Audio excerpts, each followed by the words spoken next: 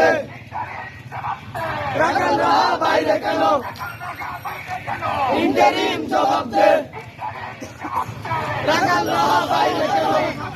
অপরাধীদের পদচ্যুত করে অবিলম্বে গ্রেপ্তার ও বিচার নিশ্চিত করা। বিচারের নামে কোন প্রকার প্রহসন আর এক বিন্দু মাত্র সহ্য করা হবে না। আমাদের দ্বিতীয় দাবি, রাষ্ট্রের সকল পর্যায়ে বসে থাকা সেম প্যাটার্নের কাঠামোগত ইসলাম বিদ্বেষীদের দেশদ্রোহী বিশ্বাসঘাতক হিসেবে চিহ্নিত করতে হবে।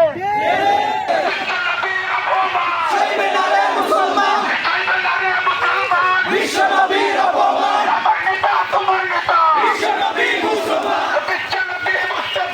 আমার নেতা তোমার নেতা, বিশ্বনবী মুস্তাফা। এই জমিনে যতদিন পর্যন্ত একজন মুসলমান জীবিত থাকবে, আমরা আমাদের রাসূলের সামনে কোনো কটূক্তি, কোনো বেয়াদবি মেনে নেব না ইনশাআল্লাহ। আমরা অস্থিতিশীল বাংলাদেশকে দেখতে চাই না, তবে রাসূলুল্লাহ সাল্লাল্লাহু আলাইহি ওয়াসাল্লাম আমাদের প্রাণের স্পন্দন, আমাদের জীবনের চাইতে তার গুরুত্ব বেশি, তার সম্মানের গুরুত্ব বেশি। যদি আমাদেরকে স্থিতিশীল দেখতে চান, অনতি বিলম্বে রাখাল রাহা এবং সোহেল গালিবদের মতো যে সমস্ত রাসূলুল্লাহ সাল্লাল্লাহু আলাইহি ওয়াসাল্লাম এবং আল্লাহ তাআলাকে অবমাননাকারী ইসলাম বিদ্বেষীরা আছে, তাদের বিচার নিশ্চিত করুন। ব্লাসফেমি আইন তাড়াতাড়ি অতি দ্রুত ব্লাসফেমি আইন কার্যকর করুন। ব্লাসফেমি আইন প্রণয়ন করে সেটা কার্যকর করে প্রমাণ করে দেখান যে আপনারা দেশের স্থিতিশীলতা চান। অন্যথায় আমরা বারবার স্মরণ করিয়ে দিচ্ছি, আমরা অস্থিতিশীলতা চাই না, তবে আপনারা আমাদেরকে অস্থিতিশীল হতে বাধ্য করবেন না ইনশাআল্লাহ। আমরা আমাদের পুরনো ইতিহাস ভুলি নাই, আমরা আমাদের বড়দের ইতিহাস ভুলি নাই, আমাদের আকাবিরদের ইতিহাস ভুলি নাই। তারা নিজেদের রক্ত দিয়েছেন রাসূলুল্লাহ সাল্লাল্লাহু আলাইহি ওয়াসাল্লামের ইজ্জতকে হেফাজত করার জন্য।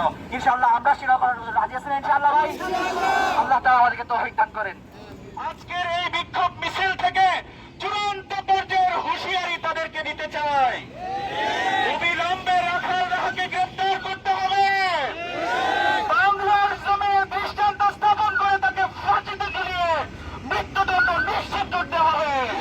আমাদের তৃতীয় দাবি, ভবিষ্যতে এমন দুঃসাহস যেন কেউ আর না দেখাতে পারে, সেজন্য ব্লাসফেমি আইন এখনই বাস্তবায়ন করা এবং ব্লাসফেমি আইনকে সংবিধানে যুক্ত করা। আমরা আবারও জানিয়ে দিতে চাই, আমরা কোন ঝামেলা, কোন নৈরাজ্যের ভিতরে যেতে চাই না, কিন্তু আল্লাহি আপনারা যদি প্রতিনিয়ত আমাদেরকে সেই দিকেই ঠেলে দেন, আমাদের দ্বিতীয় আর কোন রাস্তা থাকবে না। কারণ আমরা আমাদের জান, মাল, দুনিয়ার যাবতীয় সবকিছুর উপরে আমরা আমাদের আল্লাহর রাসূল ও আল্লাহকে ভালোবাসি। আল্লাহুম্মা সাল্লি ওয়া সাল্লিম আলা নবিয়িনা মুহাম্মদ। তাকবীর, আল্লাহু আকবার, তাকবীর।